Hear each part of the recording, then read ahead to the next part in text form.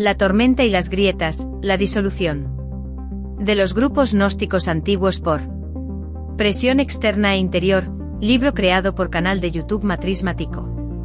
El modelo analítico de la radicalización gnóstica, una metodología integral. La evaluación de la radicalización de los grupos gnósticos antiguos exige un enfoque multidimensional que trascienda las definiciones simplistas y capture la complejidad de sus sistemas de creencias, prácticas y relaciones con el entorno social y religioso.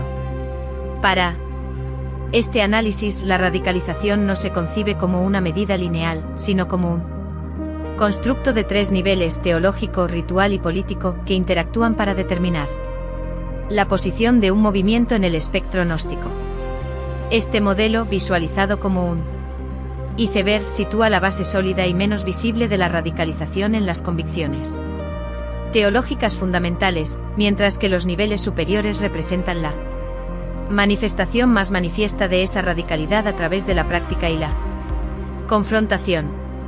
La comprensión de este modelo es crucial para analizar tanto la identidad intrínseca de cada grupo como su destino histórico. La radicalización gnóstica, por tanto, no era meramente una postura política o una rebelión social, sino una profunda dislocación ontológica y cosmogónica que cuestionaba los pilares mismos de la realidad material y la autoridad divina y terrenal. El primer nivel, el núcleo del iceberg, es el nivel teológico doctrinal. Aquí reside la raíz de la disidencia gnóstica. La radicalidad teológica se manifiesta principalmente a través de una negación fundamental del Dios del Antiguo Testamento, personificado en la figura del demiurgo, el creador del cosmos material. Este ser, presentado en muchas tradiciones gnósticas como ignorante, defectuoso o incluso malvado, fue objeto de un rechazo explícito. Grupos como los sopitas, que veneraban simbólicamente a la serpiente del jardín del Edén, encarnaron esta negación directa de la narrativa bíblica y del juicio divino que le dio origen. Esta concepción del demiurgo contrastaba drásticamente con la visión monoteísta y soberana de Dios defendida por los padres de la Iglesia, quienes lo presentaban como el único Dios verdadero y creador del cielo y la tierra. La disputa teológica más significativa giraba en torno al carácter de este Dios. Para los gnósticos era un tirano, mientras que para los ortodoxos era la encarnación de la bondad y la sabiduría divinas. A esta crítica al Creador se sumaba una soteriología radicalmente diferente. La salvación no se alcanzaba mediante la fe en Cristo, la obediencia a la ley o la participación en los sacramentos institucionales de la Iglesia, sino a través de la gnosis, un conocimiento revelado, secreto y transformador. Este énfasis en el conocimiento interior y la experiencia mística individualista creaba una élite espiritual que se posicionaba en oposición directa a la pretensión universal de salvación de la Iglesia primitiva, cuya autoridad se basaba en la comunidad y la transmisión institucional. Las cosmogonías alternativas, como las descritas en textos como el Apocalipsis de Juan o las cosmogonías setianas, profundizaban aún más este desafío, ofreciendo mitologías complejas que reinterpretaban o reemplazaban la narrativa bíblica de la creación, a menudo centradas en figuras femeninas como Sofía, la sabiduría divina. El segundo nivel, el nivel ritual y ético, corresponde a la porción submarina del iceberg. Invisible desde fuera pero crucial para la cohesión y la identidad del grupo. Las prácticas rituales pueden indicar un grado de disociación con la sociedad dominante. Por ejemplo, la distinción de los valentinianos hacia la unción sobre el agua bautismal en sus iniciaciones señala una autonomía ritual y una interpretación propia de los sacramentos. La propia práctica de la gnosis podía funcionar como un rito de iniciación, sellando el acceso a un estatus superior dentro de la comunidad. En cuanto a la ética, existe una tensión documentada en las fuentes. Si bien algunos heresiólogos y textos modernos han promovido la idea de un libertinaje gnóstico, donde la liberación de la ley moral permitía cualquier conducta, esta perspectiva es a menudo vista como una caricatura polemista diseñada para desacreditar a los gnósticos. Estudios más recientes sugieren que muchos movimientos gnósticos tenían sistemas éticos complejos, aunque posiblemente diferentes de los de la Iglesia. Sin embargo, cualquier postura que minimizara la importancia de la conducta moral pública habría sido percibida como extremadamente disruptiva por la sociedad y la autoridad eclesiástica.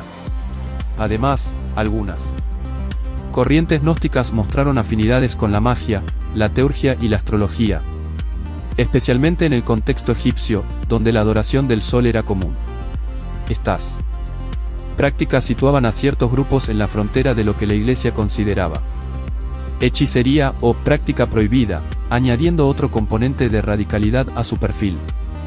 Finalmente, el tercer nivel es el nivel político y de confrontación, la parte visible del iceberg que emerge en la superficie.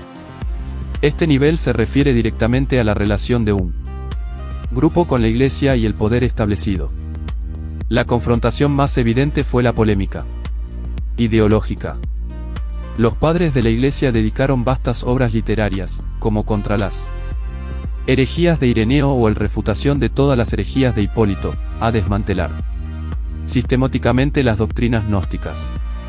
La existencia de estas extensas y detalladas refutaciones es prueba de que los gnósticos eran percibidos como una amenaza real y significativa para la ortodoxia.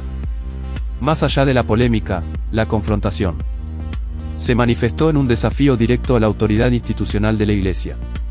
Mientras que los padres de la Iglesia, como Ireneo, defendían la apostolicidad como la piedra angular de la legitimidad eclesiástica, afirmando que la Iglesia poseía una sucesión ininterrumpida desde los apóstoles. Antes de Valentino nadie, la gnosis proponía una forma alternativa de autoridad basada en la revelación personal y la experiencia mística.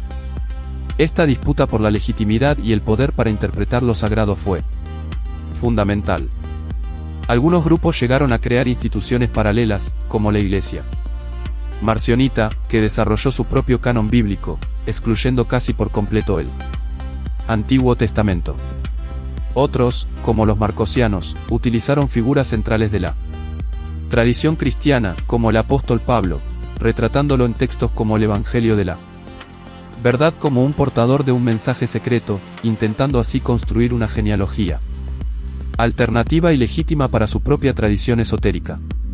Esta estrategia de apropiación y reinterpretación de símbolos cristianos clave demuestra un alto grado de confrontación ideológica y una ambición de crear una tradición rival. Así, la radicalización gnóstica se define no solo por lo que creían, sino también por cómo lo expresaban y defendían, y cómo se relacionaban con el poder establecido. Clasificación de grupos gnósticos por nivel de radicalización teológica y ritual. Para aplicar el modelo analítico de radicalización, es necesario examinar representantes clave del movimiento gnóstico y evaluar su posición en los niveles teológico y ritual. Grupos como los sopitas, setianos, valentinianos y marcosianos ofrecen un espectro variado de intensidad en sus posturas disidentes. Su clasificación no es una simple jerarquía numérica, sino una comparación cualitativa basada en la profundidad de su desviación teológica, la naturaleza de sus rituales distintivos y su nivel de confrontación inherente a su doctrina. Los sopitas se sitúan en la cúspide de la radicalización teológica. Su nombre, derivado de la palabra griega para serpiente, opis, ya es un acto de afirmación simbólica que desafía directamente la narrativa bíblica del jardín del Edén, donde la serpiente es castigada. Su enseñanza, catalogada por Filastro de Vale, presenta una cosmovisión precristiana en la que el Dios del Antiguo Testamento es reemplazado por una serie de esta negación fundamental del Dios creador y su orden del mundo representa un punto de ruptura total con el judaísmo y el cristianismo emergentes. Su radicalismo es tan profundo que se considera que sus enseñanzas preceden al cristianismo. Desde el punto de vista ritual, aunque la información es limitada, su adopción de la serpiente como símbolo central sugiere prácticas de culto y o iniciación que probablemente difirieran marcadamente de las de la Iglesia. Su énfasis en la adoración de figuras como Hércules, Apolo y Mercurio indica una fuerte sincretización pagana, lo que los colocaría en el límite de lo que la Iglesia consideraba politeísmo y hechicería. Por lo tanto, los Opitas representan un caso de radicalización teológica máxima, con un potencial de confrontación inherente a la propia estructura de su credo. En contraste, los valentinianos, fundados por Valentino en el siglo II, presentan un caso mucho más complejo. Su sistema teológico es notablemente sofisticado y sintético, combinando elementos neoplatónicos, estoicos y gnósticos. Aunque critican al demiurgo, su mitología es elaborada y matizada, con ramificaciones internas que llevan a diferentes subcorrientes. Su radicalismo no reside en una negación total, sino en una reinterpretación compleja del cosmos y la redención. La salvación sigue siendo a través de la gnosis, pero está estructurada en un sistema de 30 eons, emanaciones divinas, que requiere un conocimiento especializado. En el plano ritual, los valentinianos mostraron una adaptabilidad considerable. En lugar de rechazar completamente los rituales cristianos, los reinterpretaron. Por ejemplo, valoraban la unción por encima del agua bautismal en sus ceremonias de iniciación, viendo en ambos actos prefiguraciones de la redención final. Esta capacidad de integrar y transformar prácticas existentes, en lugar de rechazarlas por completo, sugiere un menor grado de disociación ritual y social. En comparación con otros grupos, su principal conflicto radicaba en el ámbito intelectual y teológico, desafiando la autoridad de la Iglesia a través de la gnosis. Sin embargo, esta misma sofisticación doctrinal y su capacidad de adaptación les otorgaron una notable resiliencia, permitiéndoles sobrevivir durante varios siglos, aunque eventualmente fueron absorbidos por el catolicismo en desarrollo. Los marcosianos, seguidores de Marcos, quien según la tradición fue discípulo de San Pablo, ocupan un lugar intermedio. Su radicalismo se manifiesta en su exclusividad ética y en la estructura de su comunidad. Se decía que practicaban una especie de comunismo primitivo y que mantenían una vida ascética y separada. La descripción de Hipólito de Roma de su comunismo y libertad sexual, una acusación polemista, sugiere una práctica social y ética que rompía con las normas convencionales de la sociedad romana y la propia Iglesia. Su radicalismo reside en la creencia de que pertenecían a una élite espiritual única, nacida de una segunda generación espiritual, separada de la humanidad común. Esta idea de una comunidad cerrada y selecta, guiada por una línea apostólica alternativa, Marcos, discípulo de Pablo, representa un desafío directo a la universalidad de la Iglesia. Sus rituales, como el uso de cantos y danzas, también diferían de las prácticas litúrgicas ortodoxas, aunque su sistema teológico no era tan elaborado como el de los valentinianos. Su énfasis en la pureza moral y la exclusividad comunitaria los sitúa en un nivel de radicalización medio alto, particularmente en el plano social y ético. Característica opitas setianos valentinianos marcosianos. Nivel. Radicalización teológica. Máximo alto medio alto. Medio. Visión del demiurgo / diagonal. Creador. Ser inferior o malévolo. Reemplazado por deidades paganas. Ser defectuoso. Ignorante, responsable de la materia. Ser inferior, ignorante pero parte de un sistema cósmico más amplio. Ser ignorante y defectuoso. Soteriología, adoración de la serpiente como figura salvífica. Liberación de la Sofía y retorno a la pleroma. Redención a través de la gnosis de la pleroma. Salvación a través de la comunidad exclusiva y la pureza moral. Prácticas rituales, adoración de deidades paganas, Hércules, Apolo. Ritmos de purificación. Oración, cantos. Énfasis en la unción sobre el bautismo. Comunismo, cantos. Danzas, vida ascética. Ética implicada en la adoración de figuras paganas. Compleja, enfocada en la purificación. Ascética, enfocada en la pureza. Comunismo, vida ascética. Posible libertinaje. Polemizado. Relación con la Iglesia. Totalmente opuesta. Rechazo del Dios bíblico. Crítica al Dios del Antiguo Testamento. Desafío intelectual y a la autoridad institucional. Separación comunitaria y exclusividad. Los setianos representan otro polo de la radicalización gnóstica. Considerados por Gamble como la forma más antigua de gnosticismo textualmente documentada, sus enseñanzas están concentradas en textos como el Apocalipsis de Juan y las Apocalipsis de Enoc. Su radicalismo se encuentra en su profunda reescritura de la narrativa bíblica. Utilizan la genealogía patriarcal de Génesis, particularmente la línea de Set, el hijo de Adán y Eva después de Abel, como un árbol genealógico secreto de la gnosis. El Dios de Abraham, Isaac y Jacob es presentado como un ser limitado y engañador, el mismo demiurgo que crea el mundo material. La verdadera revelación proviene de una divinidad superior, desconocida para el mundo creado.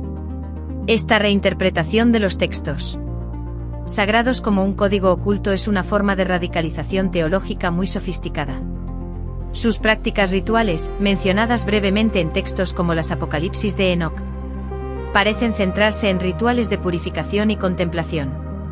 Su confrontación con la Iglesia no es tan explícita como la de otros grupos, sino que opera a través de una lectura alternativa y subversiva de la misma Biblia que la Iglesia veneraba. Esto los coloca en un nivel alto de radicalización teológica, aunque quizás con un menor grado de confrontación ritual abierto en comparación con los marcosianos. Confrontación con la autoridad y polémica heresiológica. La confrontación de los grupos gnósticos con la autoridad eclesiástica y estatal fue un pilar fundamental de su identidad disidente y un catalizador decisivo en su proceso de marginalización. Esta confrontación no fue un evento único, sino un largo y complejo proceso que se manifestó en múltiples frentes: la disputa por la autoridad interpretativa, la creación de instituciones paralelas, la polémica ideológica y la respuesta represiva del poder establecido. La respuesta de la Iglesia primitiva, a través de la heresiología, fue igualmente estratégica, buscando no solo refutar las doctrinas gnósticas, sino también erosionar su legitimidad y presentarlas como absurdas o demoníacas. La lucha más fundamental fue por la autoridad y el poder de interpretación. La Iglesia primitiva, bajo la dirección de figuras como Ireneo de Lyon, desarrolló el concepto de apostolicidad como el fundamento de su autoridad. Ireneo argumentaba en contra las herejías que la Iglesia poseía una sucesión ininterrumpida desde los apóstoles, una tradición viva y oral que garantizaba la autenticidad de su doctrina.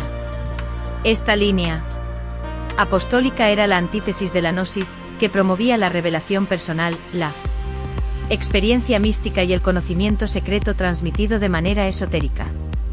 Al afirmar que antes de Valentino no había nadie que enseñara la verdad gnóstica, Ireneo atacaba directamente la pretensión de antigüedad y legitimidad de los líderes gnósticos. La confrontación aquí era epistemológica: ¿cuál era la fuente última de la verdad?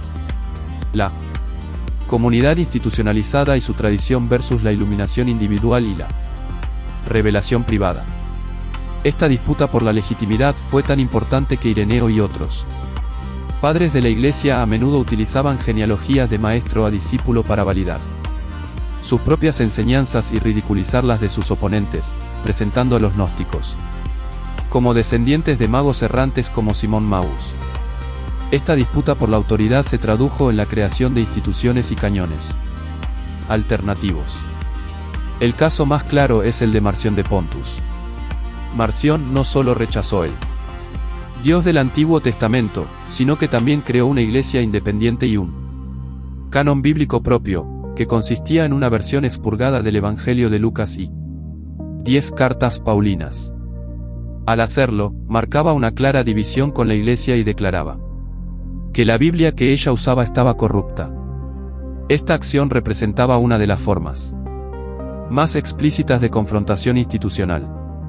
Otros grupos, como los marcosianos, también pretendían tener una línea apostólica alternativa, afirmando que Marcos, el discípulo de Pablo, les había entregado un evangelio secreto. Esta búsqueda de una genealogía alternativa para justificar su propia tradición es otra faceta de la confrontación por la autoridad. Incluso los setianos, a través de su reescritura de la genealogía bíblica, participaron en esta competencia por el control simbólico de las escrituras sagradas. La respuesta de la Iglesia a esta confrontación fue la heresiología, un género literario. Combate que surgió en el siglo II y alcanzó su apogeo en los siglos III y IV. Trabajos monumentales como Contra las herejías de Ireneo, c. 180, y la Panarion, cápsula de Medicinas, de Epifanio de Salamina sistematizaron el registro de las diversas herejías gnósticas y protonósticas. Estos textos no solo pretendían refutar las doctrinas, sino que también administraban la herejía de manera sistemática, catalogándola, ridiculizando sus cosmogonías y simplificando sus complejos sistemas teológicos. El objetivo era doble: proteger a los fieles de la influencia de estas doctrinas y, al mismo tiempo, despojar a las herejías de su sofisticación y atractivo intelectual, presentándolas como absurdas o demoníacas. Al escribir sobre los gnósticos, los padres de la Iglesia dieron forma a nuestra comprensión moderna de ellos, pero siempre a través de su lente polemista. Por lo tanto, la heresiología fue una herramienta fundamental de la confrontación ideológica, una guerra cultural diseñada para marginar a los gnósticos y consolidar la ortodoxia. La existencia de estas obras demuestra que los gnósticos eran percibidos como una fuerza seria y organizada, capaz de generar debates teológicos intensos que requerían una respuesta estructurada y formalizada por parte de la Iglesia. La confrontación también tuvo lugar en el plano político y social. Aunque la persecución imperial sistemática contra los cristianos afectó a todos los grupos cristianos, incluyendo a los gnósticos, durante periodos como el de Diocleciano, la postura de la Iglesia frente a los gnósticos era diferente. Una vez que el cristianismo se convirtió en la religión del imperio bajo Constantino, la Iglesia, ahora aliada con el poder estatal, pudo utilizar herramientas más eficaces que la simple persecución física. La excomunión, la prohibición de textos y la difamación sistemática se convirtieron en las armas principales para aislar a los gnósticos social y legalmente. Edictos imperiales, como los emitidos por Teodosio y en el siglo IV, prohibían sacrificios paganos y cerraban templos, afectando indirectamente a las prácticas místicas y de culto a los santos que a veces se mezclaban con elementos gnósticos o gnósticos sincretistas. La confrontación se volvió multifacética, combinando presión ideológica, exclusión social y represión legal. No hay evidencia clara de que la Iglesia ejecutara masivamente a miembros de grupos gnósticos como tal, pero la intolerancia creciente hacia todo lo que no fuera ortodoxo, impulsada por la Iglesia y el Estado, contribuyó significativamente a la erosión de su base social y su capacidad de supervivencia. La historia de mártires como Marinus, contada por Eusebio, muestra cómo la confrontación con la autoridad se jugaba en un campo de justicia e injusticia, donde los gnósticos, al no estar reconocidos como una secta cristiana legítima, podían ser tratados como simples rebeldes o impíos. Factores externos de desaparición, persecución, marginación e intolerancia institucional. La desaparición de los grupos gnósticos antiguos no fue el resultado de un único evento catastrófico, sino de un proceso prolongado y multifactorial impulsado por una intensa presión externa ejercida por la Iglesia cristiana y el poder estatal romano. Esta presión se manifestó a través de una combinación de persecución física, marginación ideológica a través de la heresiología, y la pérdida gradual del apoyo social e institucional a medida que el cristianismo ortodoxo se consolidaba como la religión dominante del imperio. Estos factores externos actuaron como una tormenta constante que erosionó las bases sobre las que se sostenían los movimientos gnósticos, forzándolos a la clandestinidad, la dispersión o la disolución. La persecución estatal, aunque a menudo indiscriminada, impactó severamente a los Gnósticos. Durante las grandes persecuciones, como la de Diocleciano, 303 a 311 DC, todos los cristianos eran perseguidos, independientemente de sus creencias doctrinales específicas. Documentos papirológicos de esta época muestran confiscaciones de propiedades de la iglesia y correspondencia oficial que ordena la destrucción de lugares de culto, afectando a comunidades gnósticas junto con las ortodoxas. Aunque la persecución de Decio, 249 a 251 DC, se acercó peligrosamente al éxito al exigir sacrificios a todos los ciudadanos, la iglesia en ese momento era aún una minoría vulnerable. Sin embargo, la persecución física parece haber sido menos sistemática contra los gnósticos específicamente que la marginación ideológica. La tolerancia imperial hacia las supersticiones paganas era a menudo pragmática, pero con la conversión de Constantino y la posterior promulgación de edictos antipaganos por Teodosio y en el siglo IV, el panorama cambió drásticamente. Leyes que prohibían sacrificios, cerraban templos y prohibían rituales paganos también silenciaron las prácticas místicas, teúrgicas y de culto a los santos que a menudo coexistían con o eran indistinguibles de ciertas formas de gnosis, especialmente en Egipto. Por lo tanto, si bien la persecución directa por ser gnóstico puede no haber sido una política de Estado tan definida como la persecución de los cristianos, la consolidación del cristianismo como religión de Estado creó un entorno hostil para cualquier forma de devoción o pensamiento que se considerara heterodoxo o pagano. Sin embargo, la herramienta más poderosa y efectiva de la Iglesia contra los gnósticos fue la marginación ideológica a través de la heresiología. Como se ha mencionado, obras como Contra las herejías de Ireneo o la Panarión de Epifanio no eran meras compilaciones, sino manuales de combate teológico diseñados para aniquilar a los gnósticos en el campo de la opinión pública y la autoridad intelectual. Al catalogar, ridiculizar y simplificar sus complejas cosmogonías, los padres de la Iglesia las despojaron de su sofisticación y las presentaron como absurdas, contradictorias o diabólicas. Esta guerra cultural tenía varios objetivos: educar a los fieles ortodoxos sobre las supuestas peligrosidades de la gnosis, proporcionar a los obispos argumentos para refutar a los predicadores gnósticos en sus púlpitos, y, lo más importante, deslegitimar a los gnósticos a los ojos del emperador y del sistema legal. Al etiquetar a los gnósticos como herejes, impíos o magos, la Iglesia los apartaba de la comunidad cristiana y los convertía en objetivos legítimos de persecución civil. La heresiología fue en esencia una campaña de propaganda ideológica diseñada para aislar a los gnósticos, minar su credibilidad intelectual y preparar el terreno para su eliminación tanto social como legal. La pérdida de apoyo social e institucional completó el proceso de exterminio externo. A medida que el cristianismo ortodoxo ganaba adherentes y poder, los grupos gnósticos, a menudo pequeños, urbanos y elitistas, quedaron aislados. Su énfasis en la gnosis como conocimiento exclusivo para una élite intelectual no era una plataforma expansiva en comparación con la promesa de salvación universal que hacía la Iglesia. La Iglesia primitiva se expandió a través de la conversión de las masas, ofreciendo consuelo, comunidad y un camino claro a la salvación para todos. Los gnósticos, por otro lado, dividían a la humanidad en salvables y no salvables, una élite de sabios y el resto de la humanidad atrapada en el mundo del demiurgo. Esta exclusividad limitó su crecimiento demográfico.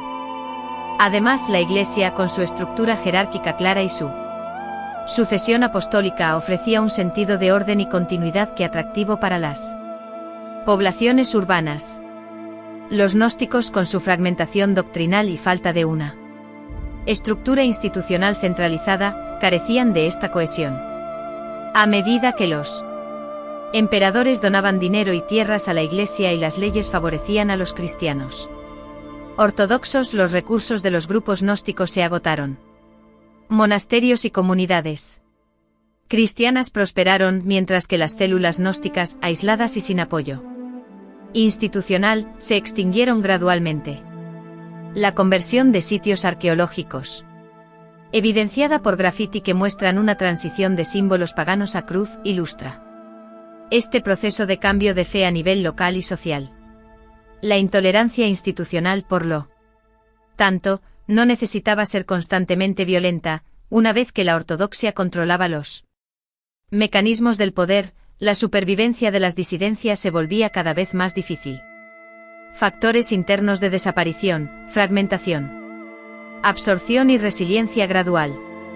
Paralelamente a la intensa presión externa, los factores internos jugaron un papel crucial en la desaparición de los grupos gnósticos. La debilidad inherente a su propia diversidad, la absorción de sus ideas por el cristianismo ortodoxo y la incapacidad de presentar una faceta unitaria frente a la amenaza externa contribuyeron de manera significativa a su erosión y eventual desaparición. La historia de los gnósticos no es solo una de persecución, sino también una de fragmentación, adaptación y disolución gradual, donde las grietas internas se hicieron tan importantes como la tormenta exterior. Una de las debilidades más significativas de los movimientos gnósticos fue su fragmentación doctrinal y escisión interna. El término gnosticismo es un constructo moderno para describir un amplio espectro de movimientos diversos, a menudo en conflicto unos con otros. La proliferación de diferentes herejías valentinianos, marcosianos, setianos, etc., les impidió formar una coalición coherente y presentar una faceta unitaria ante la Iglesia y el poder imperial. Dentro de cada gran corriente, como la valentiniana, existían ramas divergentes que a menudo se contradecían. Esta falta de un dogma central o una autoridad institucional suprema hizo que los gnósticos fueran fácilmente desmantelados uno por uno.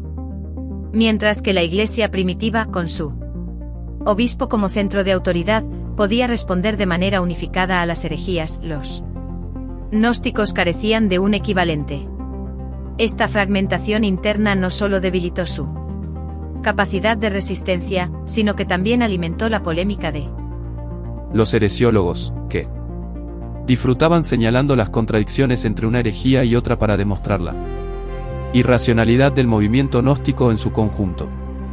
La ausencia de una línea apostólica ininterrumpida, defendida ferozmente por Ireneo, significaba que cada líder gnóstico tenía que establecer su propia legitimidad, a menudo recurriendo a genealogías fantásticas o a la revelación personal, lo que resultaba insuficiente frente a la estructura institucionalizada de la Iglesia. Sin embargo, en lugar de desaparecer por completo, una parte significativa de la absorción de la gnosis por el catolicismo primitivo representa un factor de desaparición interna de gran alcance. La influencia gnóstica en el desarrollo del cristianismo temprano fue profunda y duradera. Ideas gnósticas sobre el dualismo entre espíritu y materia, la naturaleza del alma y la necesidad de una iluminación divina se fusionaron con la doctrina cristiana, especialmente en el ascetismo y la mística. El propio concepto de la Trinidad, por ejemplo, evolucionó en respuesta a las disputas teológicas que involucraban a movimientos gnósticos. De hecho, algunos estudiosos argumentan que innovaciones cruciales en la teología cristiana, como la formulación de la unidad de ser, fueron una respuesta a los desafíos planteados por las diversas corrientes gnósticas. Muchos elementos de la cosmogonía y la soteriología gnóstica no fueron simplemente reprimidos, sino que fueron domesticados y reintegrados dentro del marco ortodoxo. La gnosis, el conocimiento secreto, podría haberse disuelto en la mística cristiana posterior, donde la unión mística con Dios tomó el lugar de la iluminación gnóstica. Corrientes posteriores como el maniqueísmo, los bogomiles y los catarios son a menudo descritas como continuaciones del espíritu gnóstico, demostrando que la semilla de la disidencia no se extinguió, sino que se transformó y reapareció en nuevas formas a lo largo de la historia europea. Esta absorción fue una forma de desaparición, pero también de persistencia, ya que la Iglesia, al incorporar algunos de sus temas, neutralizó su potencial revolucionario. Finalmente, el destino de muchos grupos gnósticos no fue una extinción catastrófica, sino Un proceso de resiliencia gradual y desaparición. Algunos movimientos demostraron una notable capacidad de adaptación. Los valentinianos, por ejemplo, parecen haber sobrevivido durante siglos, adaptándose a las circunstancias cambiantes hasta que finalmente fueron absorbidos por el catolicismo en desarrollo. Su sistema sofisticado y su capacidad para reinterpretar los rituales cristianos existentes les permitieron navegar en un entorno cada vez más hostil. La desaparición de los gnósticos fue probablemente un proceso gradual y disperso, ocurriendo en diferentes momentos y a diferentes velocidades en distintas regiones geográficas. En lugar de una batalla final, se produjo una erosión constante de su base social, la pérdida de líderes carismáticos y la muerte de sus tradiciones orales. Los textos gnósticos, que originalmente eran para ser leídos en la intimidad de la comunidad, perdieron su público a medida que la Iglesia Ortodoxa controlaba la producción y distribución de libros sagrados. La investigación de manuscritos palimpsestos en monasterios como Dair al-Surin y San Pedro del Ajático en el Egipto y la Siria tardías muestra que la escritura monástica cristiana, a menudo asociada con la preservación de la ortodoxia, también fue un espacio donde coexistieron y a veces borraron vestigios de tradiciones gnósticas más antiguas. En última instancia, la desaparición de los gnósticos fue el resultado de una interacción compleja,